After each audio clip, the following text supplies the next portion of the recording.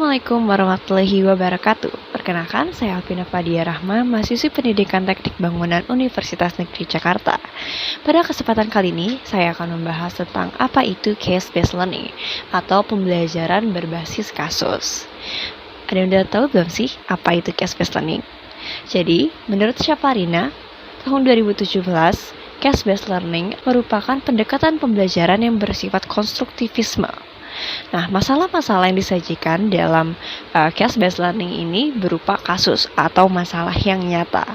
Jadi, case-based learning ini memiliki keunikan tersendiri, yaitu pada pembelajaran ini, siswa diharuskan untuk aktif berpartisipasi karena mereka diharuskan untuk menyelesaikan sebuah kasus yang dimana kasusnya ini berkaitan dengan kehidupan sehari-hari para peserta didik.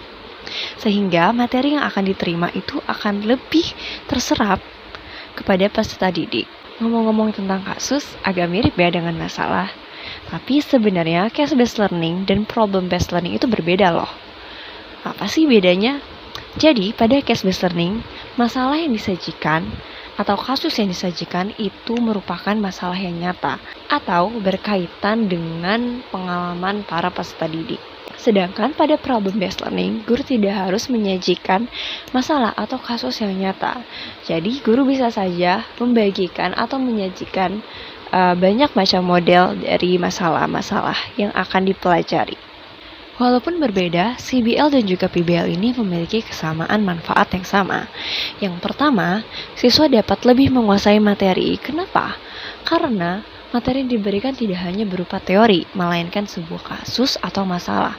Dan mereka diminta untuk memecahkan masalah tersebut. Mereka diminta untuk menganalisis, mensintesis, dan lain sebagainya. Sehingga siswa dapat lebih mudah menyerap materi yang diberikan oleh guru. Nah, yang kedua, siswa dapat berkolaborasi dengan baik.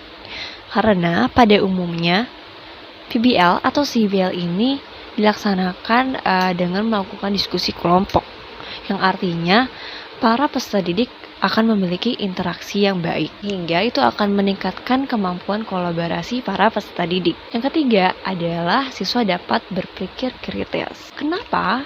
Ya lagi-lagi karena mereka diminta untuk memecahkan sebuah masalah.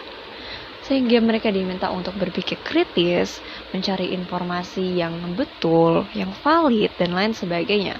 Sehingga itu akan meningkatkan kemampuan berpikir para peserta didik. Yang keempat, memiliki kemampuan untuk berkomunikasi dengan baik. Karena selain mereka memecahkan masalah tersebut atau kasus tersebut, mereka juga harus menginformasikan ide-ide yang sudah mereka dapatkan.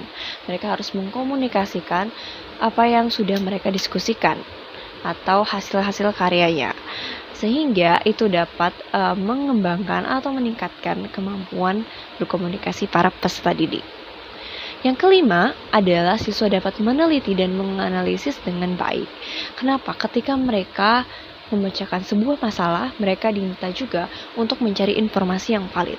Sehingga mereka harus memfilter atau menganalisis mana informasi yang baik dan mana yang tidak, mana yang relevan, mana yang tidak, dan seterusnya. Sehingga siswa dapat meneliti dan juga menganalisis dengan baik.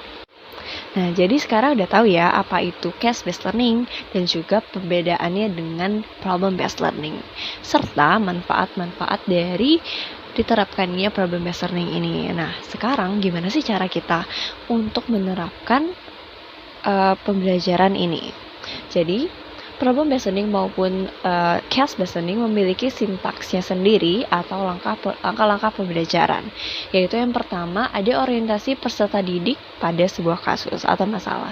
Jadi pada tahap ini, tugasnya guru adalah memberikan penjelasan atau pengenalan tentang sebuah kasus dan juga konsep kepada peserta didik.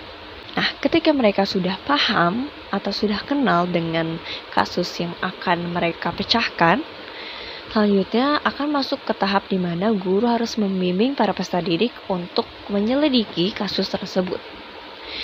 Nah, peran guru pada saat ini adalah sebagai fasilitator, yaitu hanya sebagai pendamping dan juga pengamat.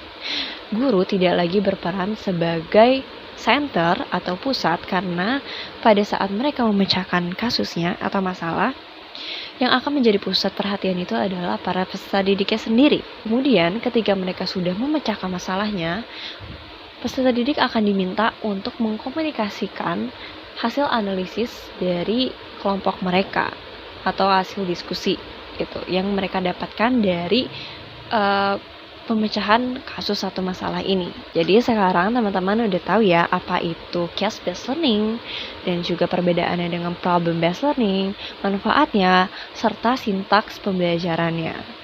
Semoga apa yang sudah saya sampaikan pada presentasi kali ini dapat menambah ilmu dan juga wawasan, serta bermanfaat bagi teman-teman semua.